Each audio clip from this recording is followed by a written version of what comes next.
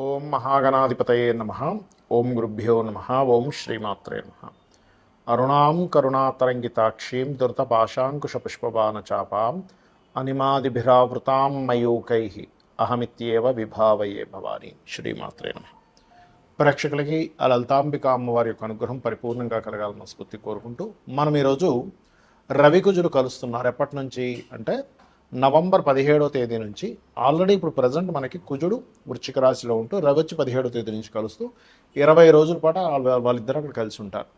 దాని తర్వాత ఎప్పుడైతే 7వ తేదీకి మారిపోతున్నాడో ఆ యొక్క కుజుడు వృశ్చిక రాశి నుంచి ధనస్సు రాశిలోకి, దాని తర్వాత అక్కడ బుధుడు కూడా ఎంటర్ అయ్యి బుధ శుక్రులు కలిసి ఉంటారు వృశ్చికంలో రవితో పాటు. మరి ఈ యొక్క గ్రహస్థితిని అనుసరించి ద్వాదశ లగ్నముల వారికి, లగ్నం తెలియని వారు రాశి వారికి ఏ విధంగా ఉండబోతుంది, ఏ విషయాల పట్ల జాగ్రత్త వహించాలి అనేటువంటి అంశాలను చెప్తుంది నేనైనప్పటికీ కూడా చెప్పిస్తుంది సాక్షాత్ లలితా అమ్మవారిగా భావిస్తూ ఒక్కొక్కటిగా మనం తెలుసుకుందాం. మీనం వారి కనుక చూసుకున్నట్లయితే భాగ్యస్థానంలో రవి కుజులు మరి 159 కాంబినేషన్స్, అంటే కోణస్థానాల్లో శుభగ్రహాలు ఉండడం మంచిదంటారు. మరి ఇవి పాపగ్రహ సంబంధం, పాప ఫలితాలు ఇచ్చే గ్రహాలు అంటారు కదా. మరి దీనివల్ల ఏమిటి అంటే కొద్దిగా మీరు లాంగ్ జర్నీస్కి వెళ్ళేటప్పుడు కాస్త జాగ్రత్తగా ఉండండి, గుర్తుపెట్టుకోండి. లాంగ్ జర్నీస్ పర్టికులర్గా. అలాగే మరొక విషయం ఏంటంటే మీరు తండ్రి గారి ఆరోగ్య విషయంలో, పర్టికులర్గా మీ తండ్రి గారికి ఏదైనా హార్ట్ రిలేటెడ్ ఇష్యూస్ ఉన్నాయి, లేకపోతే బీపీ ఎక్కువగా ఉంది, ఖచ్చితంగా వారిని సింగిల్గా వదలకుండా కాస్త జాగ్రత్తగా ఉండండి. కొంచెం హైయర్ ఎడ్యుకేషన్ రిలేటెడ్ సంబంధించినటువంటి అంశంలో కొంత స్ట్రెస్ అనేది మిమ్మల్ని వెంటాడుతూ ఉంటుంది.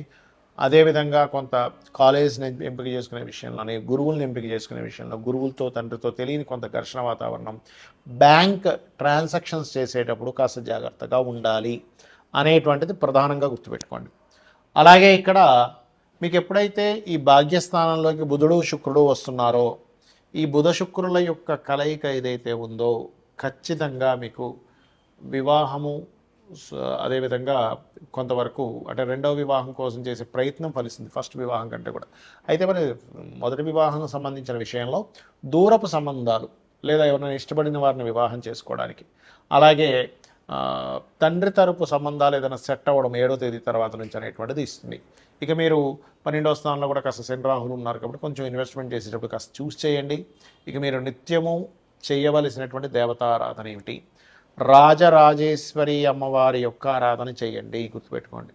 అలాగే గోవుల దగ్గరికి వెళ్ళి అక్కడ గోవులకి క్యారెట్స్ కానీ, గోధుమ రవ్వ కానీ, బెల్లము కానీ, గ్రాసము కానీ 4 పదార్థాలు ఏదైనా తినిపించండి. మరియు కాస్త ఉగ్రంగా ఉండేటువంటి కొన్ని ఆలయాలు, అంటే నరసింహస్వామి ఆలయం కావచ్చు, వారాహి కావచ్చు, లేనట్లయితే ఏదైనా శక్తి ఆలయాలకు వెళ్ళి ఒకసారి దర్శనం చేసుకొని రండి. అన్ని విధాలు బాగుంటుంది.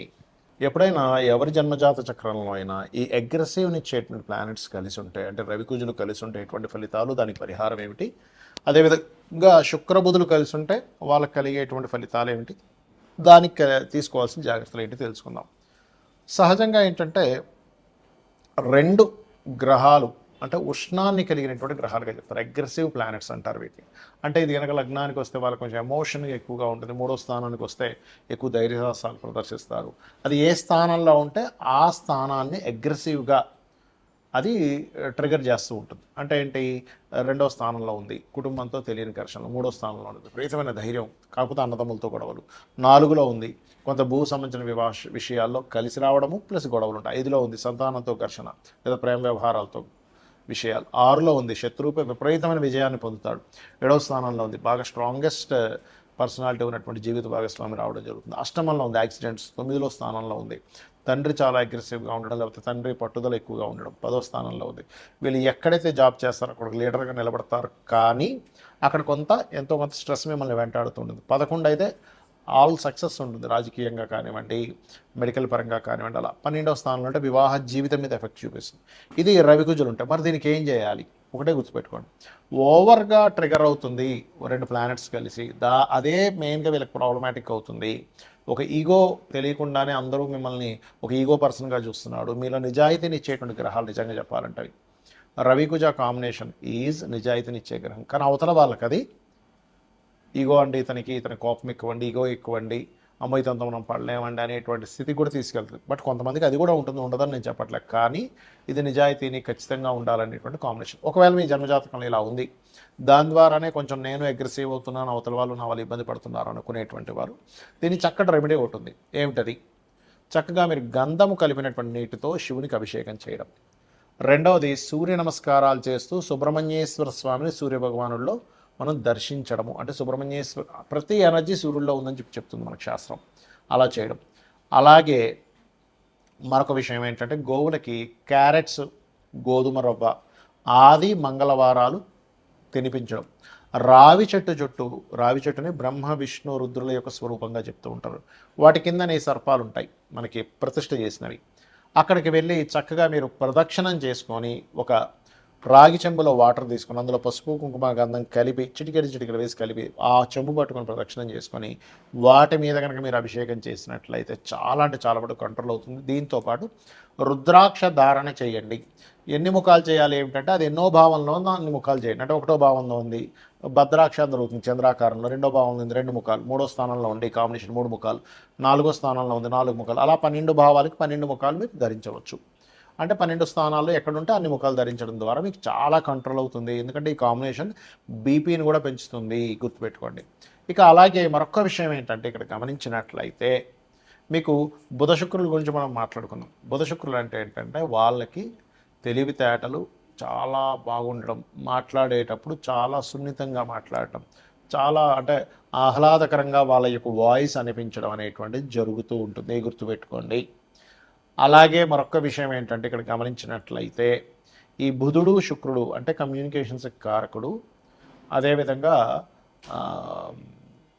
ఈ బిజినెస్ కారకుడైన బుధుడు ఎప్పుడైతే శుక్రుడితో ఉంటాడు మీ జన్మజాతకంలో కనుక అది ధనయోగాన్ని ఇచ్చే కాంబినేషన్లో ఉంటే మీకు ఖచ్చితంగా ఆర్ట్స్ రిలేటెడ్, ఫ్యాషన్ రిలేటెడ్, అందానికి సంబంధించింది, బట్టలకు సంబంధించింది, కార్లకు సంబంధించి అంటే వెహికల్కి సంబంధించింది వాటి మూలంగా మీరు బిజినెస్లో డెవలప్ అవుతారని మీరు అర్థం చేసుకోవాలి.